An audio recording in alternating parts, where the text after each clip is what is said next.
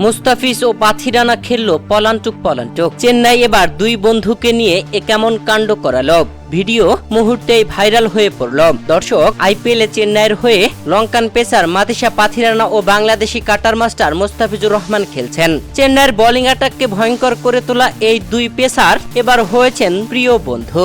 যেখানে এর আগে মুস্তাফিজকে নিয়ে প্রশ্ন করা হয়েছিল মাতিসা পাথিরানাকে, তখন তিনি বলেছিলেন এবারের আইপিএলে চেন্নাইয়ের হয়ে খেলতে আসার আগে মুস্তাফিজকে তিনি চিনতেন না, তবে এখন তিনি মুস্তাফিজকে চেনেন আর মুস্তাফিজ অনেক ভালো মানুষ। তবে এবার দুই বন্ধুকে দেখা গেল একই ফ্রেমে, তাও আবার হাস্যোজ্জ্বল ভাবে এই দুজনা দারুণ অ্যাক্টিং করেছেন। চেন্নাই হয়তো কোনো অ্যাডভার্টাইজমেন্টের কাজে তাদের দুজনকে ব্যবহার করেছে, তবে তাদের এই ভিডিওটি মুহূর্তের মধ্যেই ভাইরাল হয়ে গেছে। যেখানে একটি বিল্ডিং এর ভেতর একটি পিলারকে ঘিরে এই দুজনা পলান্টুক খেলেছেন। যেখানে পিলারের এক পাশে মুস্তাফিজকে দেখা যাচ্ছে তো আরেক পাশে দেখা যাচ্ছে মাতিসা পাথিরানাকে। পরে আবার দুজনা একসাথে হয়ে হাসিতে মেতে ওঠেন।